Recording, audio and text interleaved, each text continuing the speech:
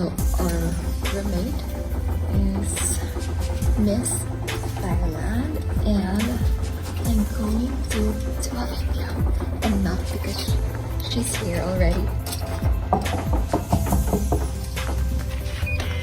You think she's there? Oh no, she's not here. Oh, she's not here. It's empty.ก๊อกก๊อกก๊อก Hello Surprise! Wow! This is my roommate! I did a video a while ago. I thought you're here. Wow! You're very beautiful! สวัสดีค่ะ สวัสดีค่ะ and welcome to Thailand Mabuhay. Mabuhay and Mahakita. I love you. I love you. And I love Philippine fans. Oh, I love Thai fans. Oh, thank you so Aww. much. Philippine fans, very kindness and very support me. Always. Yes. Always. Very cute. Okay, pa, take a rest. Take a rest. Okay. We have another activity tomorrow, so see you. So see you. Zup zup. Mwah. At yun mga kapolitika, ang video na kung saan is nakita na nga itong pambato ng Thailand at itong si Emma Tiglao ang pambato ng Pilipinas dito sa Miss Grand International 2025. So ating pag-uusapan ng mga samot-saring update dahil today, September 30 is meron daw event ang mga Miss Grand Queens na dumating na dito sa Thailand. So ito yung ating abangan dahil naka-stay sila dito sa isang hotel sa Bangkok.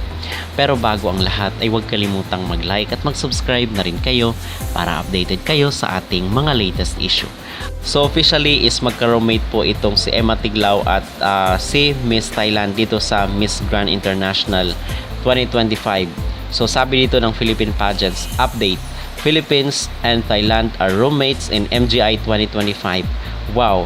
Glad to see you both queens, Miss Philippines Emma Mary Tiglao and Miss Thailand's Saranrat Pwagpipat officially sharing the same room. So itong si Saranrat mga kapolitika ay very energetic rin at kitang-kita naman dito na kayang-kaya na sabayan ni Emma itong energy ng pambato ng Thailand. So far hindi pa po nakakakuha ng corona ang Thailand dito sa MJ. Ito lang din yung kagandahan kay Mr. Nawat dahil kahit sarili niyang bansa ay hindi pa nakakuha ng corona. At ito ata yung kasama ni Nawat doon sa live selling nila sa TikTok na kung saan is nagtawanan sila. So anyway, dito ay merong mga intriga kasi dito sa social media na ito daw si Emma at itong si Miss Thailand is nagpaplastikan lang daw mga kapolitika. So kabago-bagong dating nitong si Emma ay iniintriga ito ng mga netizen dito sa social media. At ang sabi nila is wag daw magkapaka overreaction itong si Emma minsan.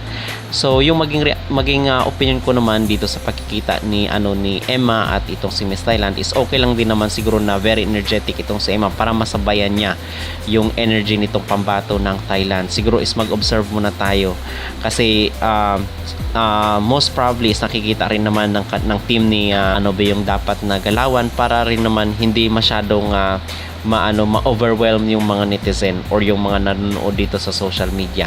So it is a constructive criticism at the same time. Okay?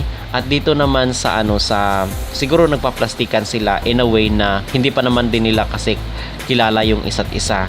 So kinakailangan nilang masabayan yung energy ng bawat isa. So yun ang aking maging reaksyon mga kapolitika dito sa nang iintriga sa social media patungkol nga kay Emma Tiglao at itong pambato ng Miss Grand Thailand. Okay?